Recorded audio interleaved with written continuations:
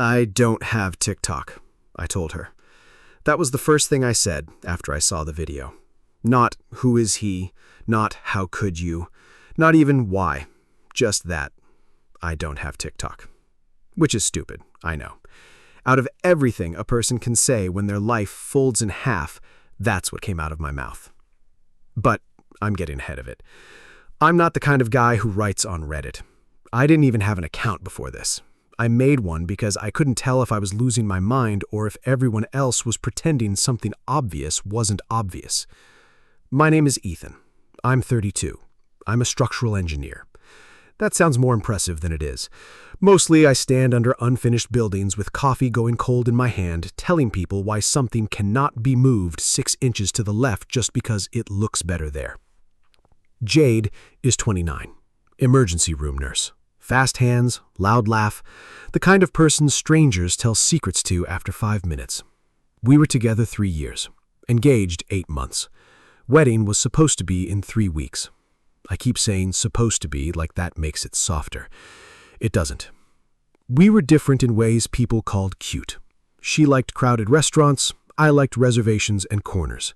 She posted everything. I didn't post anything. She had stories, reels, group chats, little circles of people who knew what she ate for lunch before I did. I had email. And a phone full of job site photos. Cracked concrete, rusted brackets, bad welds.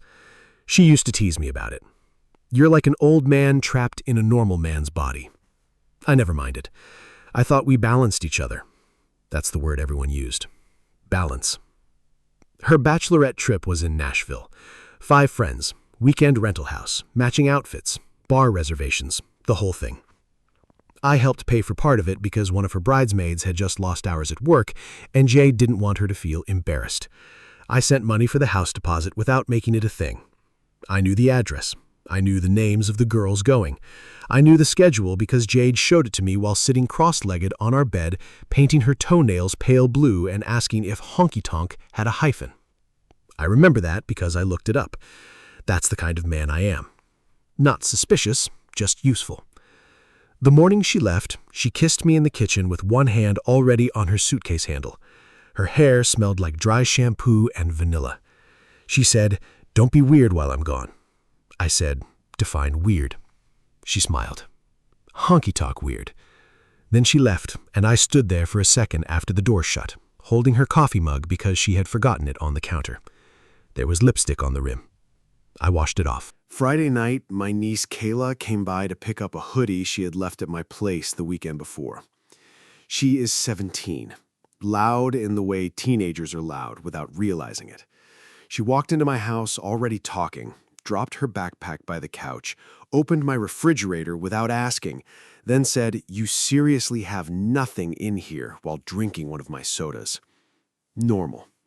That is what keeps replaying in my head now, how normal it was. I had takeout containers on the coffee table and some documentary playing that neither of us was actually watching. Kayla sat curled sideways on the couch with her phone 6 inches from her face, laughing at videos. Every few seconds, she would shove the screen toward me. "Look at this dog. Look at this teacher. Look at this guy falling off a boat." I remember pretending to care more than I did, because she is my brother's kid, and teenagers notice when adults stop trying. At one point, she handed me the phone and said, "No, wait, Uncle Ethan, this one is actually good. Watch the whole thing." It was some guy trying to propose during a karaoke performance, while his girlfriend slowly realized he could not sing at all. I laughed harder than I expected to. Kayla pointed at me like she had accomplished something. "See, you're not dead inside." I swiped to the next video before handing the phone back, just absent-mindedly. My thumb moved on its own. That was it. That was the entire mechanism that destroyed my life. The next video opened on a crowded bar somewhere in Nashville. Neon lights, music loud enough to distort the recording, girls yelling lyrics into plastic cups. The caption said something like, "Nashville Bachelorette Chaos." I almost swiped again. Then I saw her. Not fully, just the side of her face at first, right edge of the frame. Blurry. Familiar anyway. I paused the video. Kayla was still talking about something behind me. School, maybe? A teacher? I don't know. Her voice suddenly sounded far away. I dragged the video backward with my thumb, played it again. At 9 seconds, Jade turned toward the camera for maybe half a second and kissed a man I had never seen before. Not a quick, drunk mistake, not confusion, not someone leaning too close in bad lighting. His hand was on her neck. Her fingers were hooked inside his jacket collar, like they had done it before. The video kept moving after that, but I never saw the rest of it the first time. I remember my own breathing more than anything. Slow. Too slow.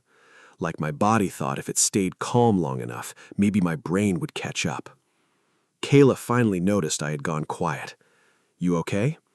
I handed the phone back to her. "Yeah," I said. My voice sounded normal.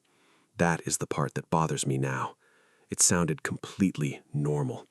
I even nodded toward the video and said that karaoke guy was painful. She laughed. She took the phone. She stayed another 10 minutes, maybe less. I couldn't tell you a single thing she said after that. When she left, she yelled goodbye from the doorway and told me not to forget my mother's birthday dinner Sunday. Then the door shut, and the house went silent in that heavy way houses do at night. The documentary was still playing, some narrator talking about deep ocean pressure. I sat there with my elbows on my knees, staring at nothing. After a while, I realized I was rubbing my thumb against the side of my index finger over and over, like I was checking for dust. I don't know how long I stayed on that couch before I finally stood up. The kitchen lights were still on. Jade's plant sat by the sink with one dead leaf curling inward. I watered it. I don't know why I watered it. Then I picked up my phone. I opened my messages with her. The last text she had sent was from an hour earlier. "Broadway is insane tonight." Under it was a blurry photo of her and two bridesmaids making faces at the camera. I stared at it for a long time. Then I zoomed in on her eyes. People always say guilt looks obvious afterwards. It doesn't. That's another thing nobody tells you. Sometimes they just look happy. I did not call Jade that night. A lot of people will probably think that is strange, but I genuinely did not know what I was looking at yet. My brain kept trying to reduce it into something smaller, a misunderstanding, a bad angle, a drunk moment stretched into something uglier by a camera. So, Saturday morning, before I even made coffee, I sat at my kitchen table and searched Nashville Bachelorette TikTok. The video came up almost immediately, 400,000 views by then. I watched it again, on my own phone this time, then again, then frame by frame. Jade appeared 3 separate times in the background throughout the clip. In one part, she was standing beside him at the bar. In another, he leaned down and said something into her ear while she laughed without pulling away. The kiss was only the clearest moment, not the only one. That was what made my stomach go cold. Not the kiss itself, how comfortable they looked before it happened. I downloaded the video and zoomed in on the guy's face until the image blurred apart into pixels. He looked familiar in a way I could not place. It bothered me for most of the day. Meanwhile, Jade kept texting normally. At 11:14, she sent, "Headed for brunch. I think I'm actually dying." At 2:07, one of the girls lost her boots. At 5:42, "Miss you." I answered every message carefully, short sentences, no emojis, because I never really used them anyway. I kept wondering if she could somehow hear the difference through the screen. That evening, I finally remembered where I had seen him before, a barbecue at our friend's house 2 summers ago. Jade had pointed him out across the patio and said, "That's Connor, we went to high school together." That was it, one sentence. I had not thought about him again until now.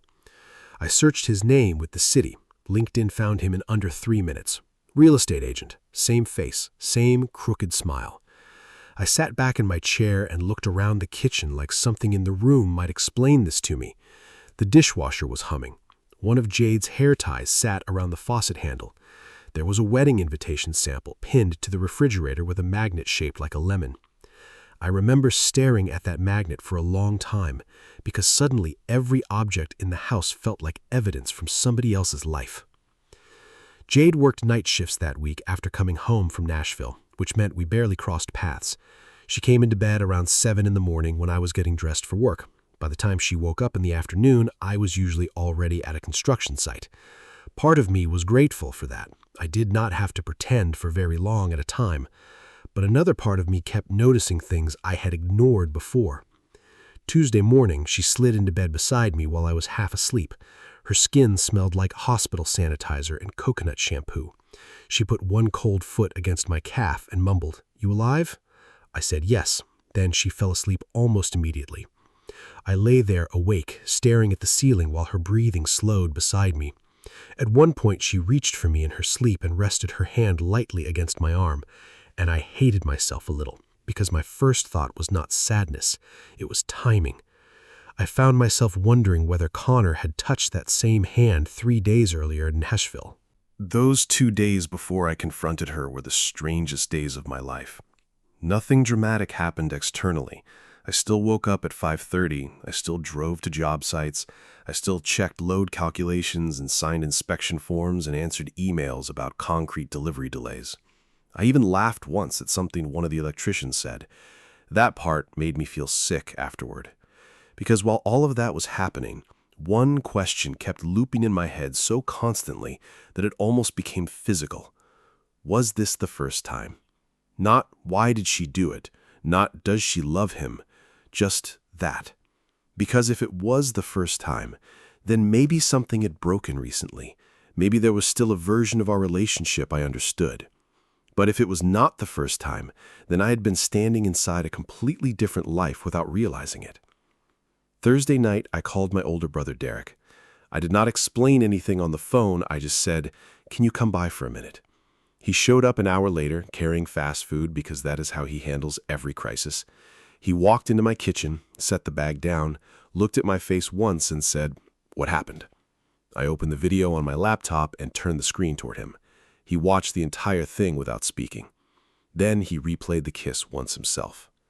After a long minute, he leaned back in the chair and rubbed his jaw. "You know him?" he asked. "Barely." "And her?" I remember looking at him after he said that, not because it was deep, just because I honestly did not know the answer anymore. Derek stayed quiet for a while. The refrigerator hummed behind us. Outside, somebody in the apartment building across the alley was playing music too loudly through open windows. Finally, he said, "You already know what you're going to do." I asked him what that meant. He shrugged slightly. "You wouldn't have shown me otherwise." That sentence stayed with me all night. Because he was right. Somewhere between the first replay and the fifth, something inside me had already stepped away from the wedding. I just hadn't caught up to it yet. Sunday evening, Jade was awake before I got home for once. She had slept most of the afternoon after her shift and was sitting on the kitchen counter eating cereal straight from the box when I walked in. Her hair was tied up badly, and one side was falling loose near her neck. She smiled when she saw me. "Finally, I was starting to think you moved out already." I almost asked if that was supposed to be a joke. Instead, I asked if she wanted food. We ordered Thai from the place she liked. Curry for her, noodles for me. We ate at the kitchen table with the television on low in the living room. The entire meal felt strangely normal. That was the worst part. At one point, she reached across the table and stole a piece of chicken from my plate because she always did that.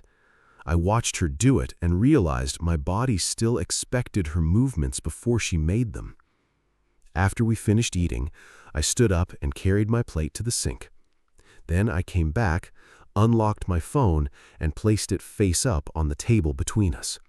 The video was paused at 9 seconds. Jade looked down at the screen. For a moment, she did not move at all. Then she picked up the phone slowly. I watched her eyes scan the image once. She set the phone back down very carefully, and the first thing she said was, "Where did you get this?" Not denial, not confusion, just that. "TikTok," I said. "About 400,000 other people saw it first." She stared at the table for several seconds. Then she shook her head once and said, "Ethan, it's not what it looks like." I think both of us knew how weak that sounded the second it left her mouth. I asked who he was anyway. She swallowed before answering. Connor. The fact that she admitted his name immediately hurt more than if she had lied. I reminded her about the barbecue 2 years ago. She nodded once without looking at me. Then she started talking quickly. She said they ran into each other by accident. She said everybody had been drinking. She said it was stupid and meaningless and lasted 1 night. I listened quietly until she said accident again. Then I asked her something that finally made her stop talking. If it was random, how did Connor end up in the exact bar your group went to? Silence. Jade looked at me for a long time after that. Not angry, not defensive, just tired. And suddenly I understood something that made the room feel colder. She was not deciding whether to lie anymore. She was deciding how much truth I could survive. I asked one last question. How long? She pressed her lips together hard enough to turn them pale. That was enough of an answer. I stood up slowly and took my plate back to the sink even though it was already there. The faucet ran while neither of us spoke. Finally, I turned the water off and dried my hands on a dish towel. I'm staying with Derek tonight. The wedding's over.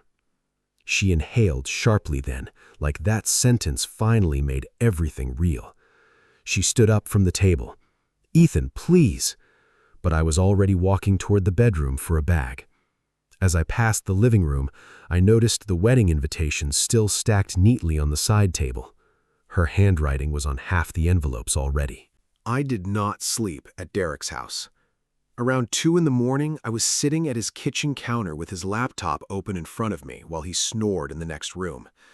I searched for the video again. By then, it had over 1 million views. The comments were worse than the video itself. Most were jokes. Some people were trying to identify the bar. Others were debating whether the guy in the clip was the groom.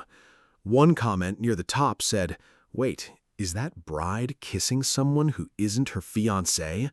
Thousands of likes under it. That was the moment I realized this thing was going to keep spreading whether I touched it or not. I want to make that very clear, because people online later acted like I uploaded some private footage myself. I didn't. The video already existed. Public account, public hashtag, public faces. I just wrote about it. That's all. I made a Reddit account with a random username and typed out exactly what happened. No dramatic title, no revenge speech, just the timeline and the link to the video.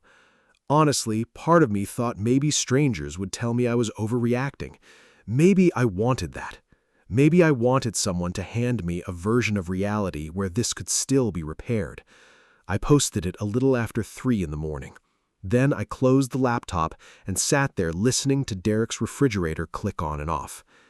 At some point, I realized my hands smelled faintly like Jade's shampoo because I had packed my clothes in the same bag as hers by accident. I washed them twice before going to bed. When I woke around 8, my phone would not stop vibrating. The post had exploded overnight. Messages, notifications, thousands of comments. I read maybe 10 of them before closing the app. Then I got dressed and drove to work. Halfway there, Jade called.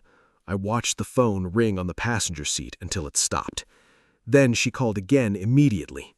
I declined that one too. After a few minutes, a text appeared instead. "Why would you post this?" Everything became public faster than I expected. Someone connected the Reddit post to Jade's Instagram within a day because her account was open and she had posted photos from Nashville herself. People started leaving comments under completely unrelated pictures. At first, she tried deleting them. Then she locked the account entirely. A few days later, she called me from a number I did not recognize. I answered by accident because I thought it was work. She was quiet for a second after hearing my voice. Then she asked, "Are you happy now?" I remember looking out at the construction site while she said it. 2 cranes were moving steel beams across the sky behind a layer of fog. "No," I told her honestly.